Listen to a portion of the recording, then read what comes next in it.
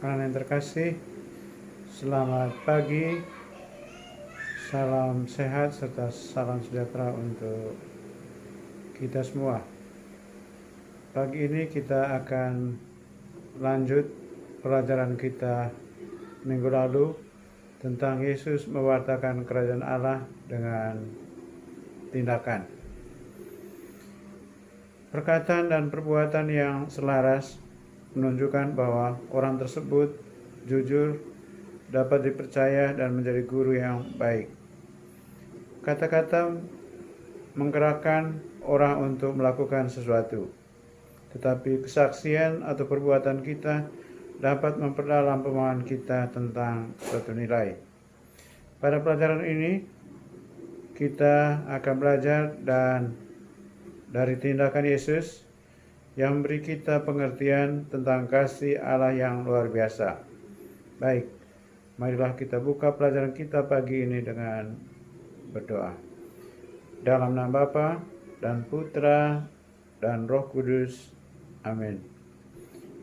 Allah Bapa kami yang ada di surga, Yesus Kristus Putramu telah datang ke dunia dan mengajar kami lewat tindakan-tindakannya yang menunjukkan kasih-Mu kepada kami. Bimbinglah kami agar mampu meneladani Yesus yang mewartakan kebenaran lewat tindakan kami kepada orang-orang yang kami jumpai setiap hari. Demi Kristus Tuhan dan pengantara kami. O Roh Kudus, sucikanlah bibir dan lidahku dengan api ilahi, supaya aku suka berbicara mengenai Yesus. Santo Fransiskus Assisi, pelindung kongregasi SFD, doakanlah kami. Muder Constancia van der Linden, pendiri kongregasi SFD, doakanlah kami. Dalam nama Bapa dan Putra dan Roh Kudus. Amin. Anak yang terkasih, kita lanjut dengan mendengarkan bacaan Injil yang diambil dari Injil Lukas bab 10 ayat 25 sampai 37 dan Injil Lukas bab 8 ayat 40 sampai 56. Orang Samaria yang murah hati. Pada suatu kali berdirilah seorang ahli Taurat untuk mencoba Yesus. Katanya, "Guru, apa yang harus kuperbuat untuk memperoleh hidup yang kekal?" Jawab Yesus kepadanya, "Apa yang tertulis dalam hukum Taurat? Apa yang kau baca di sana?"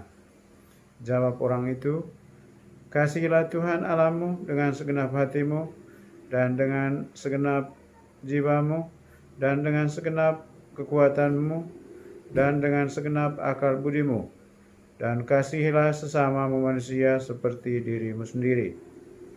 Kata Yesus kepadanya, "Jawabmu itu benar. Perbuatlah demikian, maka engkau akan hidup."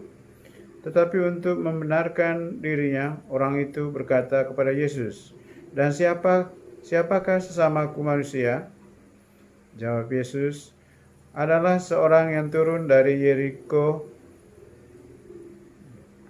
Ia jatuh ke tangan penyamun-penyamun yang bukan saja merampoknya habis-habisan, tetapi yang juga memukulnya, dan yang sudah itu pergi meninggalkannya setengah mati.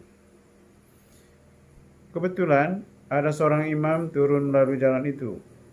Ia melihat orang itu, tetapi ia melewatinya dari seberang jalan. Demikian juga seorang Lewi datang ke tempat itu. Ketika ia melihat orang itu, ia melewatinya dari seberang jalan.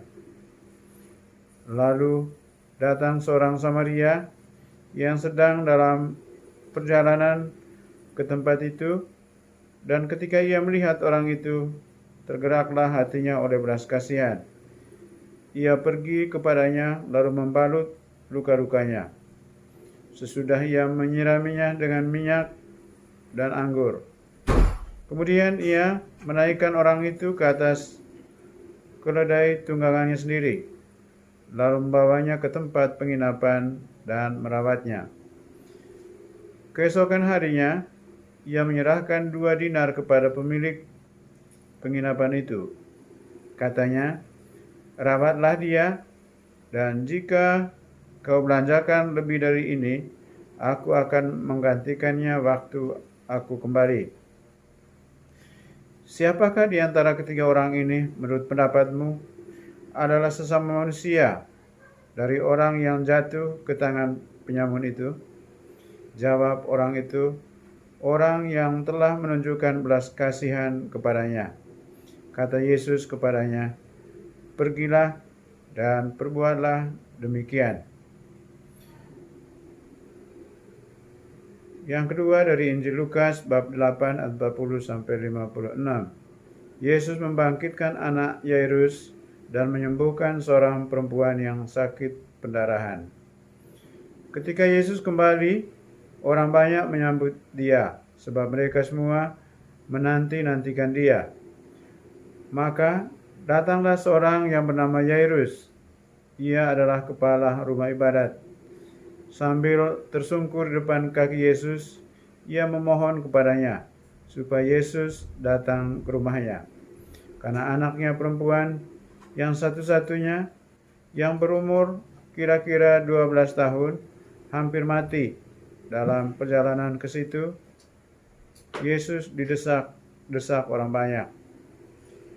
Adalah seorang perempuan yang sudah 12 tahun menderita pendarahan dan yang tidak berhasil disembuhkan oleh siapapun. Ia maju mendekati Yesus dari belakang dan menjamah jubahnya. Dan seketika itu juga berhentilah pendarahannya. Lalu kata Yesus, siapa yang menjamah aku?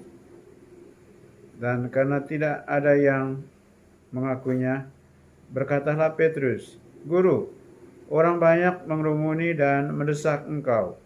Tetapi Yesus berkata, ada seorang yang menjamah aku, sebab aku merasa ada kuasa keluar dari diriku.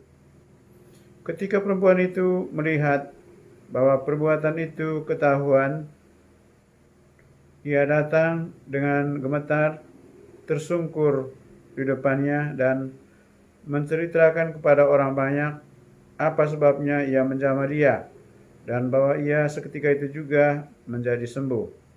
Maka katanya kepada perempuan itu, hai anakku, imanmu telah menyelamatkan engkau. Pergilah dengan selamat.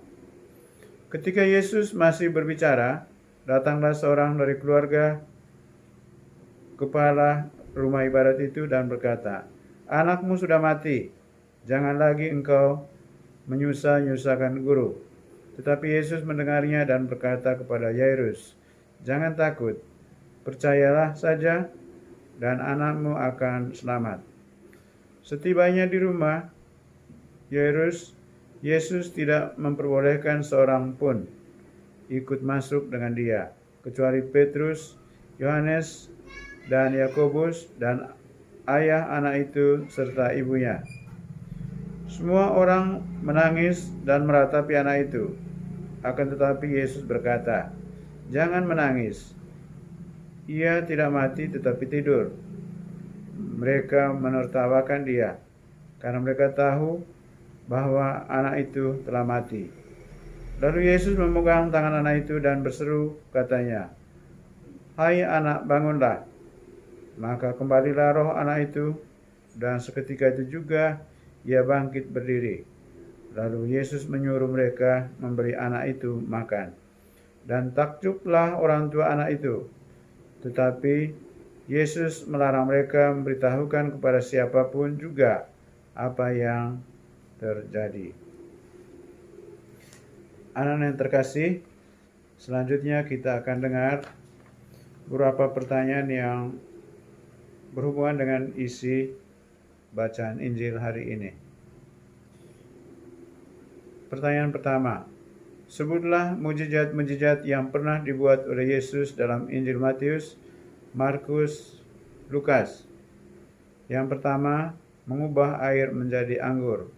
Yang kedua, menggandakan roti. Yang ketiga, menyembuhkan orang sakit. Yang keempat, membangkitkan orang mati, dan lain-lain. Pertanyaan yang kedua, apa arti setiap mujizat yang dibuat oleh Yesus tersebut? Yang pertama, Yesus itu adalah Mesias. Yang kedua, Yesus sebagai perwujudan kasih Allah kepada manusia.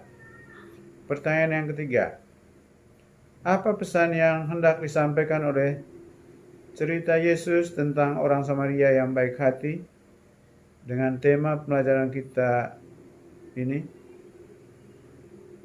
Bahwa kata-kata harus selaras dengan tindakan atau perbuatan. Pertanyaan yang keempat, siapa tokoh yang dapat diteladani dari ketiga tokoh yang ada dalam kisah orang Samaria yang baik hati? Orang Samaria yang baik hati. 5. Apa yang hendak disampaikan oleh Yesus dengan mujizat menyembuhkan perempuan yang sakit pendarahan dan membangkitkan anak Yairus? Bahwa jika kita mau mewartakan kasih, tunjukkanlah melalui tindakan atau perbuatan nyata. Anakku terkasih, mari kita tutup pelajaran kita pagi ini dengan berdoa. Dalam nama Bapa dan Putra dan Roh Kudus. Amin. Bapa yang penuh kasih, terima kasih atas sabda-Mu yang telah kami dengar pada pagi ini. Semoga sabda-Mu ini dapat kami amalkan dan kami hayati dalam kehidupan kami setiap hari. Demi Kristus Tuhan dan pengantara kami. Santa Maria, pelindung sekolah kami, doakanlah kami. Salam Maria, penuh rahmat, Tuhan sertamu. Terpujilah engkau di antara wanita, dan terpujilah buah tubuhmu Yesus. Santa Maria, Bunda Allah, doakanlah kami yang berdosa ini, sekarang dan waktu kami mati. Amin. Dalam nama Bapa dan Putra dan Roh Kudus. Amin.